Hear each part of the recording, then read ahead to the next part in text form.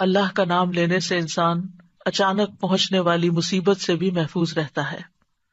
عثمان بن عفان کہتے ہیں، میں نے رسول اللہ صلی اللہ علیہ وسلم سے سنا، آپ فرماتے تھے، جس نے شام کو 3 بار یہ دعا پڑھ لی اسے صبح تک کوئی اچانک مصیبت نہیں آئے گی، کوئی اچانک مصیبت نہیں آئے گی۔ یعنی اس کا مطلب نہیں کہ دوسری آ جائے گی، یعنی ایک دم کسی قسم کی پریشانی اس کو لاحق نہیں ہوگی۔ اور وہ دعا ہے، بسم اللہ الذی لا یضر مع اسمہ شیء فی الارض ولا فی السماء وہو السمیع العلیم۔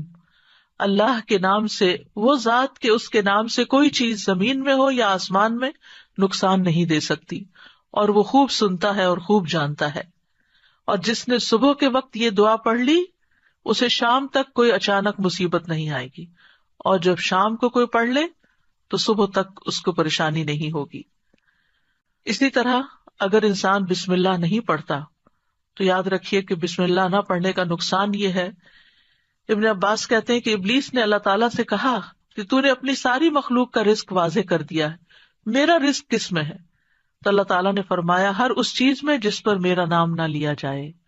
تو گویا جس چیز پر ہم اللہ کا نام نہیں لیتے وہ رزق پھر شیطان کے حصے میں چلا جاتا ہے، گویا ہم اپنے دشمن ہی کو فیڈ کرتے ہیں۔ قیامت کے دن بھی اللہ کے نام سے وزنی کوئی چیز نہ ہوگی۔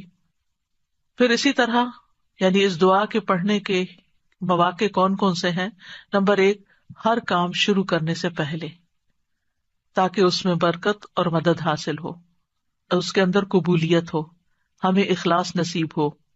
پھر خاص طور پر کھانا کھانے سے پہلے، حضرت عائشہ کہتی ہیں کہ رسول اللہ صلی اللہ علیہ وسلم نے فرمایا، جب تم میں سے کوئی کھانا کھانے لگے تو چاہیے کہ اللہ تعالیٰ کا نام لے، پھر اگر شروع میں اللہ تعالیٰ کا نام لینا بھول جائے تو چاہیے کہ یوں کہے، بسم اللہ اولہ و آخرہ، اللہ کے نام سے اس کھانے کے شروع میں اور آخر میں بھی۔ پھر اسی طرح لباس اتارتے وقت بسم اللہ پڑھنی چاہیے۔ انس رضی اللہ عنہ سے روایت ہے کہ نبی صلی اللہ علیہ وسلم نے فرمایا، جنوں کی آنکھوں اور بنی آدم کی شرمگاہوں کا پردہ یہ ہے کہ جب ان میں سے کوئی اپنے کپڑے اتارے تو بسم اللہ پڑھ لے، یعنی اتارنے سے پہلے پڑھ لے، تو جن اور شیاطین کی نظر نہیں لگتی۔ اسی طرح جب آپ بچوں کو کپڑے تبدیل کروا رہے ہوں تو اس وقت بھی بسم اللہ پڑھ لیں۔ اسی طرح بیت الخلاء جاتے وقت یعنی اندر پاؤں رکھنے سے پہلے بسم اللہ پڑھ کے دروازہ کھولیں۔ حضرت علی رضی اللہ عنہ روایت کرتے ہیں، کہتے ہیں کہ رسول اللہ صلی اللہ علیہ وسلم نے فرمایا، جنوں کی آنکھوں اور بنی آدم کی شرمگاہوں کا پردہ یہ ہے کہ جب ان میں سے کوئی بیت الخلاء جائے تو بسم اللہ پڑھ لے، کیونکہ جب انسان ننگا ہوتا ہے تو حفاظت کے فرشتے اس سے دور چلے جاتے ہیں۔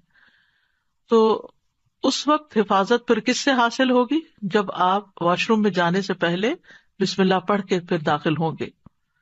اسی طرح وضو سے پہلے ابو ہریرہ کہتے ہیں کہ رسول اللہ صلی اللہ علیہ وسلم نے فرمایا، لا صلاۃ لمن لا وضوء لہ ولا وضوء لمن لم یذکر اسم اللہ تعالی علیہ، کہ جس کا وضو نہیں اس کی نماز نہیں، اور جو شخص وضو کے شروع میں اللہ تعالیٰ کا نام نہ لے اس کا وضو نہیں۔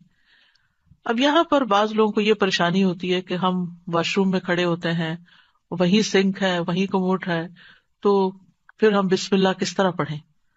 اس کے ایک تو یہ ہے کہ جب آپ وضو کی نیت سے جا رہے ہیں تو اندر داخل ہونے سے پہلے ہی پڑھ لیں اور جا کے ٹیپ کھول لیں اور اپنا وضو شروع کر دیں۔ دوسرا یہ ہے کہ آپ دل میں پڑھ لیں، لیکن اگر کوئی بھول گیا ہے تو جس وقت یاد آئے یعنی وضو کے دوران اس وقت بھی پڑھ سکتا ہے۔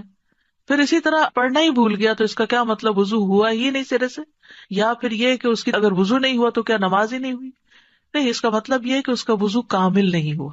یہاں علماء نے اس کا مطلب یہ کیا ہے کہ اس کے وضو میں نقص رہ گیا، وضو ہو جائے گا، نماز ہو جائے گی، لیکن وہ جو برکت حاصل ہونی تھی یا زیادہ ثواب ملنا تھا اس سے انسان محروم ہو جاتا ہے۔ پھر اسی طرح یہ ہے کہ قرآن مجید کی قرأت سے پہلے بسم اللہ پڑھنی چاہیے۔ قتادہ سے روایت ہے، وہ کہتے ہیں کہ انس رضی اللہ عنہ سے سوال کیا گیا کہ نبی صلی اللہ علیہ وسلم کی قرأت کیسی تھی، تو انہوں نے بیان کیا کہ آپ صلی اللہ علیہ وسلم کھینچ کر پڑھتے تھے، پھر آپ نے بسم اللہ الرحمن الرحیم کو پڑھا، یعنی بسم اللہ الرحمن الرحیم، یعنی مد کے ساتھ پڑھتے تھے، الرحمن کو اور رحیم کو بھی کھینچ کر تلاوت کرتے تھے.